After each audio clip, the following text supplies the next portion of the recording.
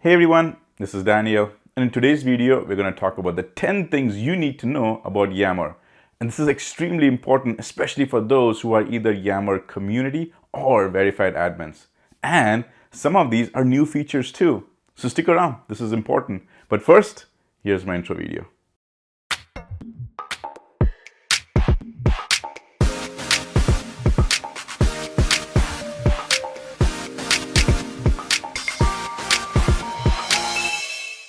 So let's get started. Now, one of the things you will see me do throughout this entire video is look at how Yammer behaves from different perspectives, specifically different permissions. So we'll look at it from an everyday user, then we'll also look at it as a community/verified admin, and finally a global admin. And you will actually see how each of them are able to see and, well, unsee. So without further ado, let's get started. And the first thing I want to look at is how you can mark a community as the official one and how you can only make it unofficial. Now, the term official basically means that you are able to tag a community as, bam, this is the official community for a certain reason that was created. And a great example is the Power Platform. In my example over here, you've seen I've gone ahead and created a community for each member of the Power Platform family. So when you go over there, you know that, yep, this is the official community for the support or any content that I need for the Power Platform in my company over here. And we can already start noticing over here. See, so in this scenario, I've actually logged in as a regular user. My regular user's name is Judy Lou. And when I come in, you'll notice right over here on the community sites, some of the icons look a little different. And as you can see, we've got a few things. In fact, I'll just go and refresh it just to make sure you see everything correctly. And right here, you can see the photographer, hobbyist, the technology. These are just your regular icons. However, for the Microsoft lists, Power Apps, SharePoint Community, Power Automate, these are official communities. So if I go and click on them, you also see this sign over here. It says, and if you hover your mouse over that, it says, this is an official Christian Family community. Christian Family is my domain name, the name of my tenant. That's why the name Christian Family came in. But it basically says this is your official company's community. That's what it means over here. And I really like the way it is because if you actually go on the social media, which is Twitter, those of them which are deemed or tagged as the official people, their names will have something similar over there. So when I saw this, it's like, okay, I get what it is. It's very similar to an actual social media, such as Twitter. But this is the whole concept over here. So the next question that comes up is, Daniel, how do I go and certify a community as the official community? Well, one of the things you want to do is let the community admin go and take care of that. And you can immediately notice that if over here, say in this community, when I come in on the top right, I can see the members. And right here, see Daniel Christian is the official admin of that community. So what I'm going to do is I'm going to switch gears now. I'm going to log in as myself. You see right here, and I'll go ahead and now go to the Microsoft lists. That's a good one. And over here, I've already gone ahead and certified that as the official community. What I can do as the community admin is I can come over here on that ellipsis. It's like a vertical ellipsis, the three dots over here. And see right now I can do that as unmarked official community. I can go and click on it. And the moment I do that, immediately it goes and takes this off over here. See, I didn't have to click on it and go hit save. The moment I went over here and selected it, it went there and disappeared. But just to verify, if I go back in over here as Judy, and if I go and refresh my screen, if I come in now to Microsoft lists, you see that official logo disappeared over here. So I want you to kind of notice this because there's a couple of differences. You see, there's also this heart over here. This heart, when you click on it, you have deemed this community as your favorite, only something that matters to you. However, when you mark it as an official, that is literally, as the name suggests, official, which means everybody in your company who accesses Yammer will see that sign as an official, all right? So that's the key difference between what this heart sign means and what that official means. So that is the whole concept of marking something as official or making it unofficial. Number two is promoting the access level. That is promoting it to a community admin or a verified admin. So in order for me to go and promote somebody else as a community admin, well, I myself have to be that community admin. So we'll go and take this example over here, right? So I'll actually switch over to my account, which is right here. I am a community admin for Microsoft lists. So if I go come up to members, and if I actually see this number over here, if you hover on that, you will see how that little hand turns up. That means it's a link, which means I can go and click on it. And that's a full way to go and see who are all the members over here. Because I've noticed that right over here, it only shows you a few, which makes sense. You don't want to go and fill up that entire space. But if you want to go and see all of them, you just click on that link and now you'll see all of them. But one of the things I know is that, hey, I am a community admin because I see that star in front of me, and then in front of my name, right over here, you'll see admin. So what I'm able to do now is I'm able to go in and take an existing member, just an everyday member. I can go and take that existing member. I can click on the ellipses next to that person. And then over there, I can go in and say, make admin. And the moment I do that, you'll actually go and see the star appears over there. And then the admin inside the parentheses, that shows up over there as well. This is how I'm able to take an existing user, existing member of the community, and promote that person to the community member. It's a very important point over here. And if I just go and now switch gears and come back over here, it's the same community. If I just go and refresh it, now you will see that my name also has the asterisk over there. So it actually just makes sense. I mean, not my name, but the person I went ahead and actually did the asterisk has that name over there, has the asterisk. So this person got promoted into the community member. Now let's switch gears a little bit and talk about it from a verified admin. So the verified admin is like the highest level of permissions available from a Yammer standpoint. So you know how we have global admins for M365 or Azure AD? Well, this is kind of like the global admin level, the highest level, the Uber level access from a Yammer standpoint for that Yammer service. And in order to go and make somebody a verified admin, well, if you haven't already guessed, you yourself need to be an existing verified admin. And I want to show you that over here. So I'm going to jump in right now, switch gears a little bit, and I'm going to log in as myself. So I'm right over here. Actually, I've gone and signed in, so I'm good. And now me as a verified admin, when I come now to the settings gear, I see something called as Edit Network Admin Settings. When I click on the Edit Network Admin Settings, I actually get to see what's called as the Yammer's admin section over here. All right. So now in the Yammer admin section, when I come in, I can actually click on admins and I get to see a couple of things. First of all, I'll get to see these three people away. You see that their names are there. They are gone ahead and become the admins, but their names are a little grayed out. Well, why is that, Daniel? What gives them that special access and why can't I go ahead and take them out?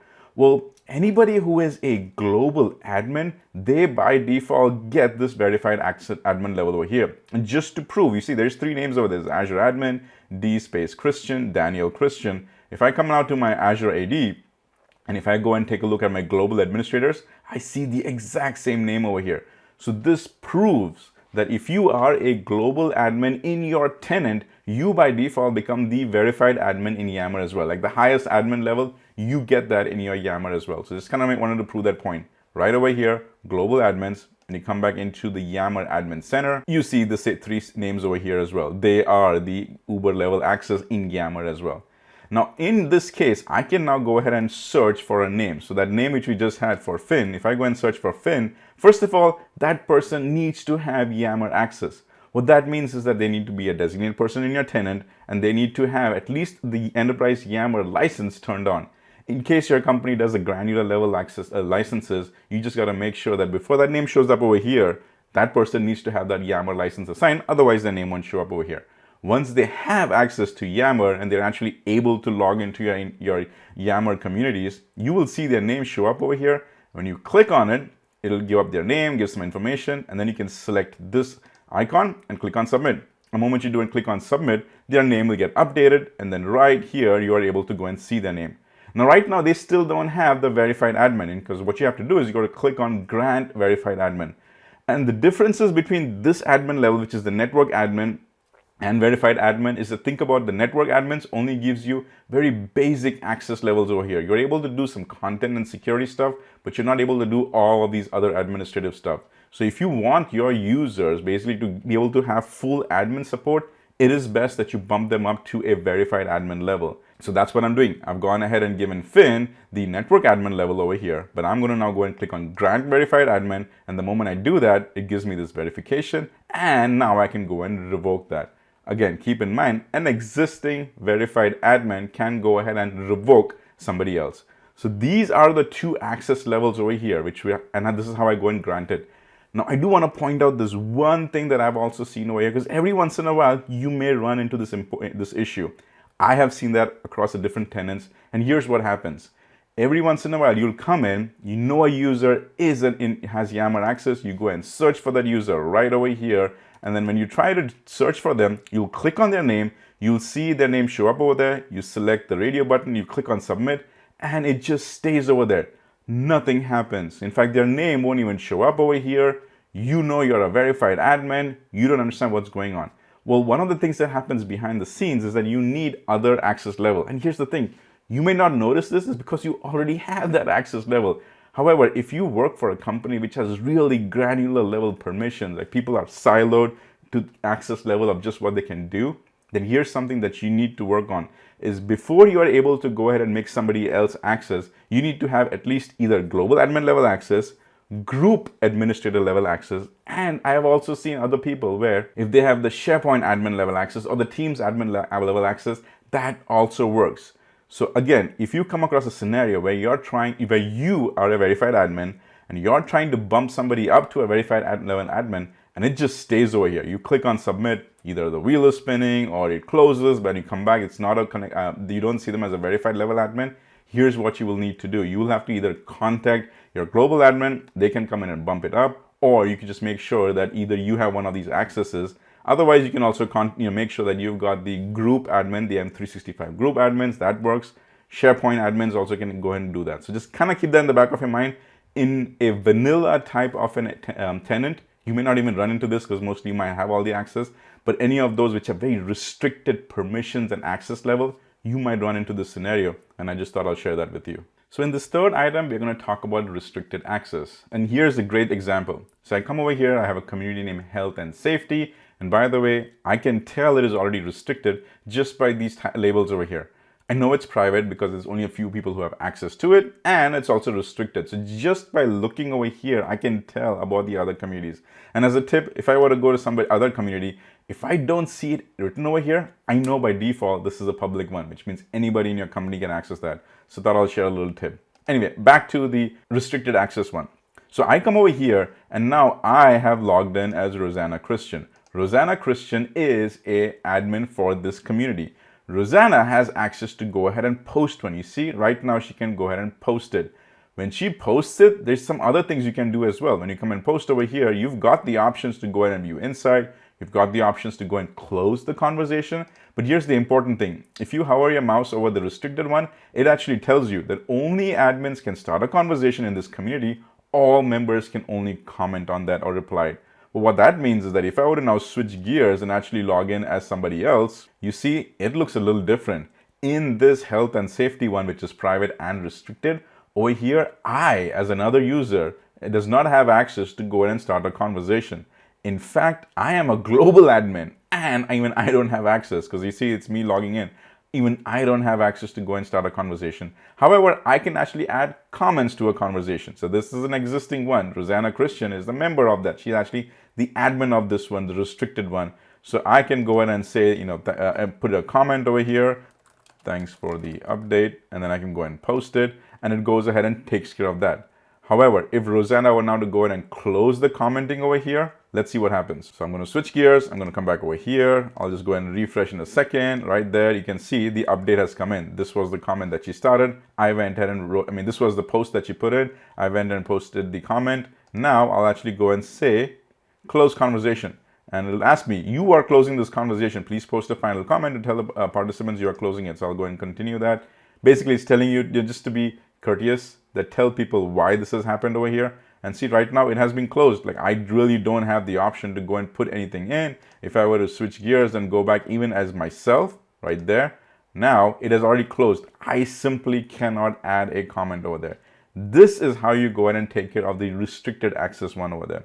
Now, what about that scenario where actually you don't want to make that restricted anymore? For some reason, you thought a community should have the restricted access, but now let's go ahead and open that up. How do I go ahead and do that? So one of the things that you want to do is the person who actually went and made that as a restricted access, or the person who is the community admin, they are the ones who can go and do that. And for that, you need to go back to making sure that you're in the correct community, and then it sees restricted. You go and catch that ellipses, those three dots, click on that. You go ahead and click on settings.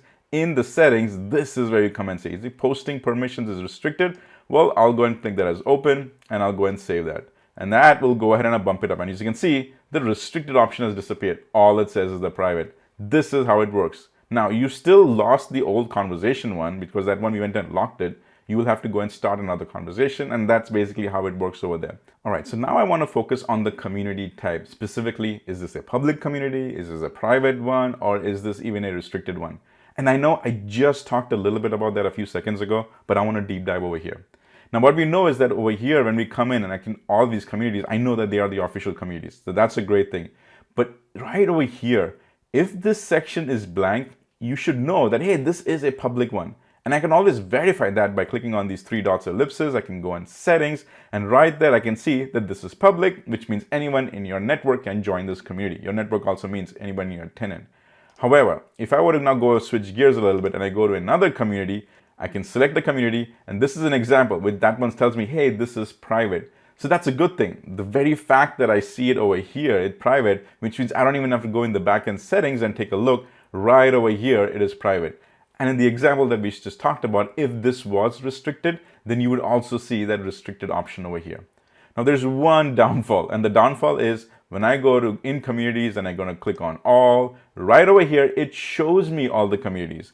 It even tells me which one of them are the certified or the official ones. However, right here, you are not able to see which one is public versus which one of them restricted. I really wish that option was over here as well. However, as a workaround, if you're not part of it, if you just see the term join but not joined, click on join. And if it's still pending, that means, hey, this is a private community and one of the admins over there has to approve it. But if it immediately went ahead and you joined it, well, that was a public community and you are in it. So these are the different community types. So I want to switch gears a little bit from all the permission side to notifications. Now, Yammer is an enterprise level social platform, which means it makes sense that it will give out a lot of notifications. Well, all the other platforms do. But if you want to control it, there are some options for that. So to do that, first, on your Yammer, click on the settings on the top right. It looks like a gear. Click on settings. And once you're there, click on edit settings. When you click on it, it actually takes you to a whole different page. It looks like different. It's not in the community. It takes you to a whole different page. Once you're there, you go and click on notifications. Now, when you go and do that, it might look a little different. What you might actually just see is something right here, all your emails and then all your communities. The reason I see it all this way is because I also have external network connection going on. I actually have other people outside my tenant able to access my communities and vice versa. That's why I see this big long list, all right? On your case, if it's only restricted to your community people, your company people, then you pretty much will just see these things over here. So now what happens is by default, all of these options, these checkboxes, these notifications are turned on by default. So you go and start Yammer, you go and give somebody access to it. Each of those users will go ahead and will have all of this on. Important thing is that you cannot disable this at a tenant or at a Yammer level, high level.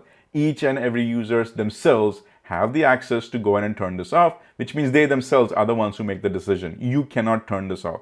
The other thing that is good though is that each and every community that you become part of, they will start showing up over here. Then you as a user can come in and say that, okay, I just want access to this one, I want notifications from this one, so on and so forth. You have the access to decide that. And the good thing is these by default are disabled. Now, what I do want to talk about is these two ones over here, specifically this one. So it says that there are highlights from my organization weekly. The confusion over here is that these are not just highlights of the communities you are part of, but these are highlights of all the communities that you might be interested in.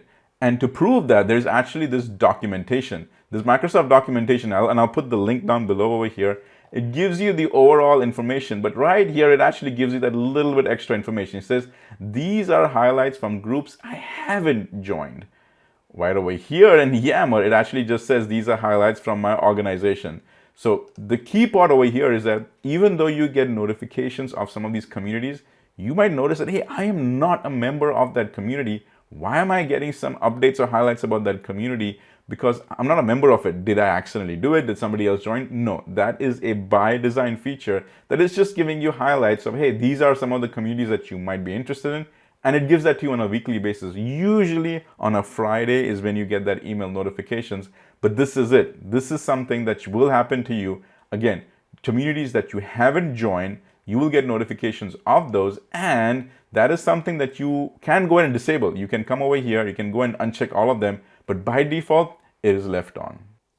All right, so in the next few items, we're actually going to be focusing on those who are network admins and the verified admins.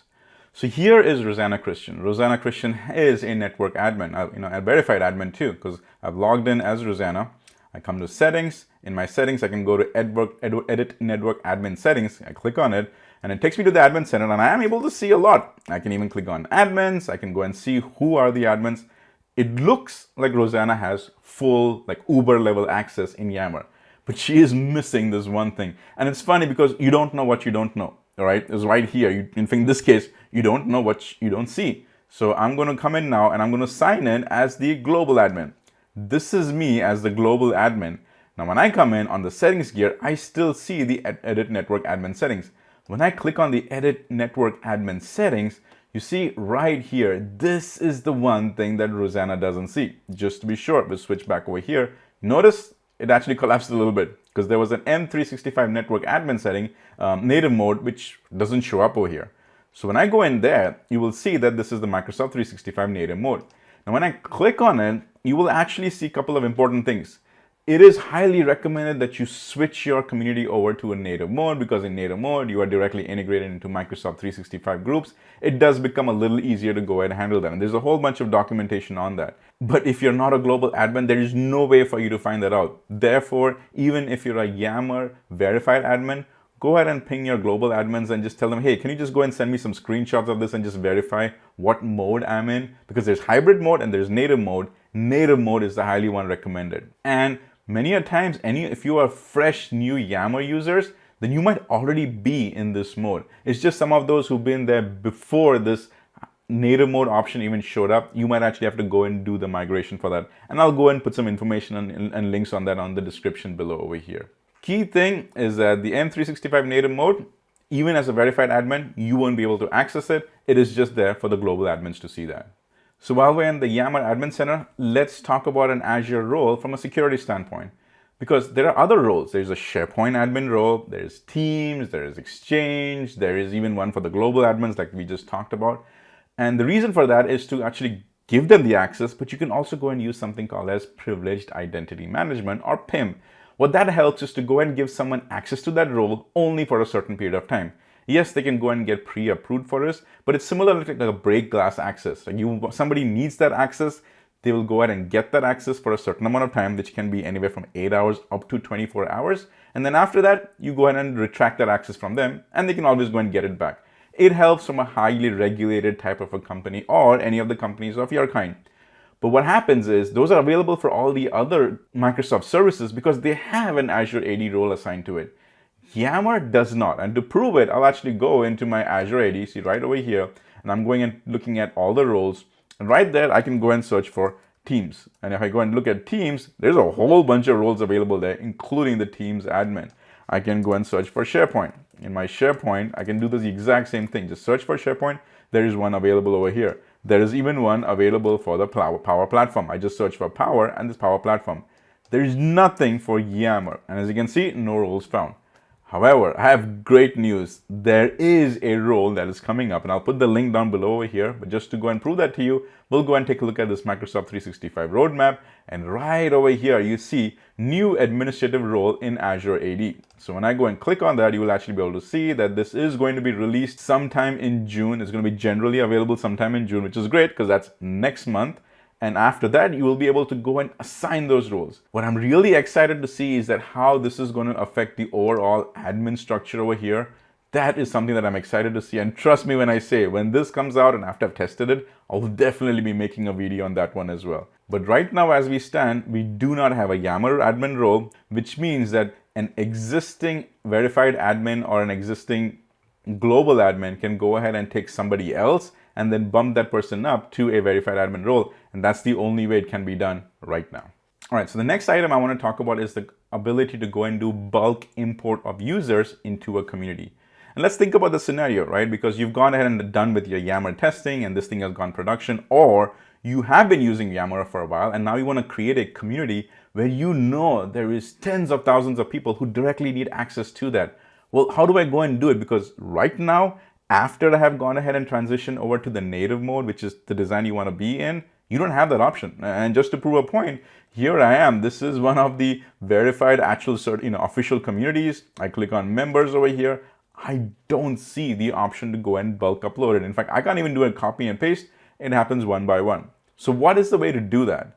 Well, let's think about it a little. This is now in in native mode, which means when you go and create a community, you by default have a Microsoft 365 group uploaded over there, group created. So what you can do is you can go and upload all those users into your Microsoft 365 group. And there's actually a full document on that. Here's the documentation. I'll put that in the link below over here. This is how you do bulk adding of group members using the Azure Active Directory.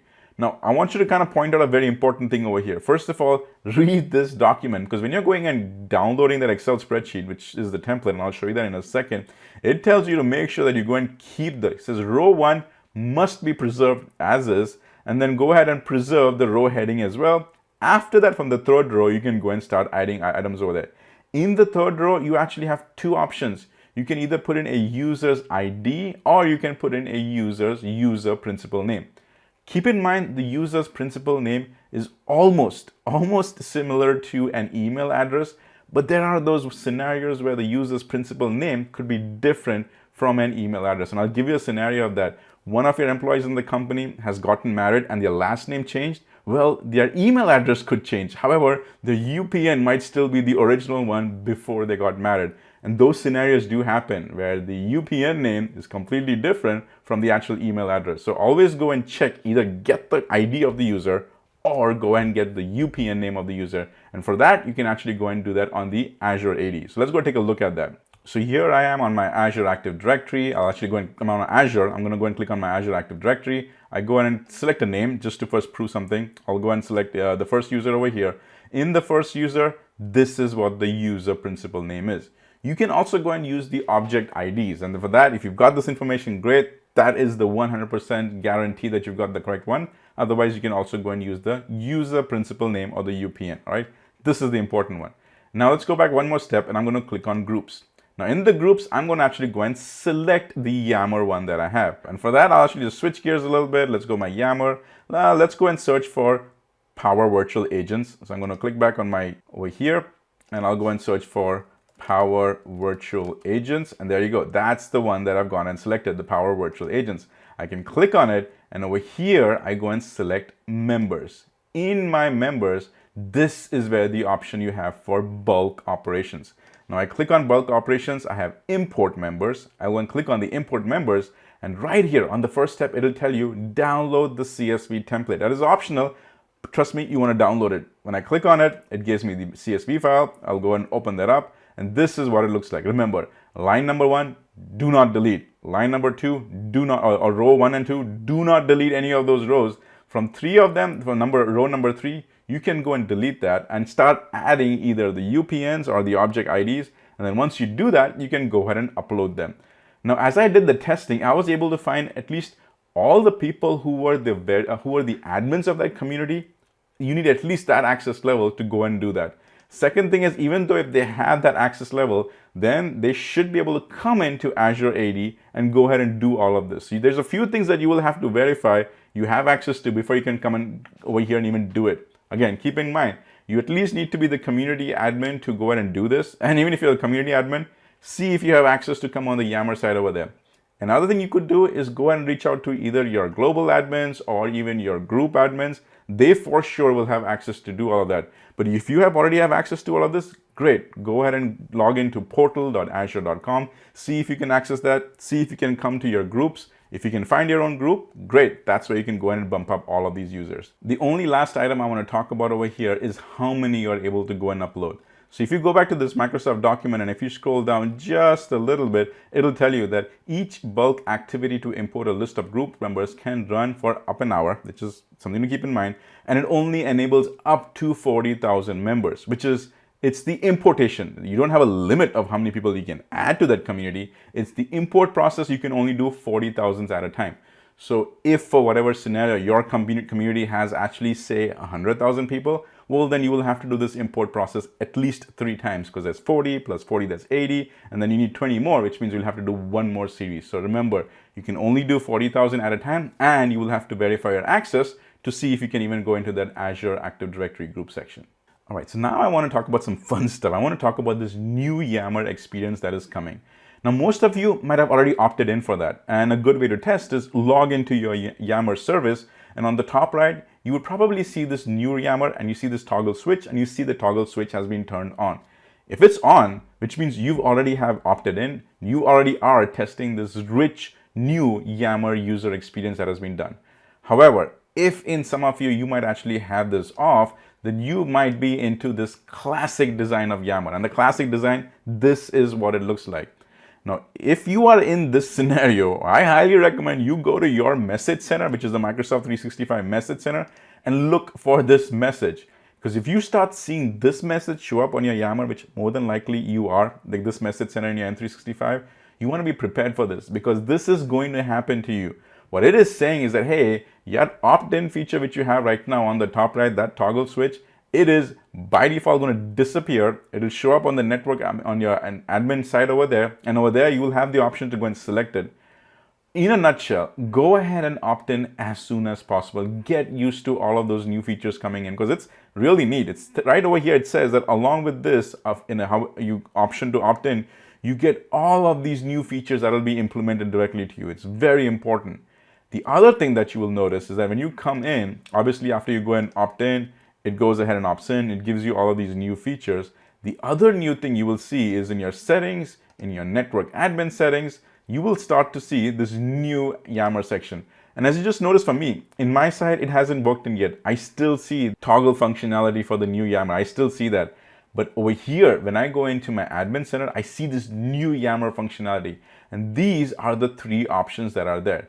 Now you pick and choose which ones you want to go and use and make the decision for your tenant, but you can go and select it. And then by selecting, it'll say that by clicking save, you've acknowledged that you have read and understood this, and this will actually basically take effect across your entire tenant. This is going to happen. So go check in your message center, verify that you have received this. And if you have received it, it is going to happen in your tenant, which means the first thing that you're going to see is when you come over here on your Yammer side, that toggle switch is going to disappear. And in your network admin section on the admin settings, you will see that new feature. This is going to happen. Start planning for that immediately. Okay, last but definitely not the least is the unofficial API to go and create Yammer communities. And this is a hot topic and I've been asked about this a bunch of times. What I wanted to tell you is that there is an unofficial way to do it. But first, we want to come into this side because this is where all the official APIs for Yammer are created. This is like the first version, all right? There is no V2 right now. This is it. In fact, there's discussions going about a V2 when it's going to come out. None of that has been actually specified yet. So I recommend that you follow the Microsoft documentation of what is over here. And in here, if you were to go and scroll down a little bit, you will see the groups. So there is something over here is the object to go ahead and actually post group memberships, delete group memberships, and to get users in group memberships. What this actually means is that there is an existing Yammer community. I can go ahead and add users to it. I can go and delete users from that. And then I can also go and get a list of all the users. However, there is one unofficial API, and I'll just jump straight into my Power Automate flow. This is that one official API. Right over here, you see for API, remember I said version 1, there is something called as groups.json. And over there, using the correct URI, I can go and create a public group. I can go and create a private group. There is some work involved over here, and I have officially not released this yet is because that URI is unofficial. Now, if you figured this out and you're already going ahead and using it, I highly caution you for that because at some point it might become official. There might be a V2 that comes out, and if it does, great, you're already one step ahead. However, if it is not, this could just stop working and you could potentially go ahead and cause a harm to what you might be using as a production solution. Because I know we can go and create teams automatically. You want to go and create communities automatically as well. You're using this API. Right now, this is the unofficial API. It's an awesome API that you can use, but in the back of your mind, keep in mind that this is unofficial. So we just covered a ton of helpful information that either if you're a community admin or a verified admin, all of these will apply to you. Now, if you were to come back over here and rewatch this, look at the table of contents below, because that way you can skip a few sections and just focus on the section that you're interested in. So hopefully this was helpful. And as always, keep using Microsoft Yammer. Hey everyone, hopefully you found this video useful. And if you did, can you help me help you? Can you subscribe to this YouTube channel? Because remember, I provide fresh content on a weekly basis and it's 100% free. So if you have subscribed, thank you so much and pass the word. But if you haven't, subscribe, click on the bell notification and let the learning begin.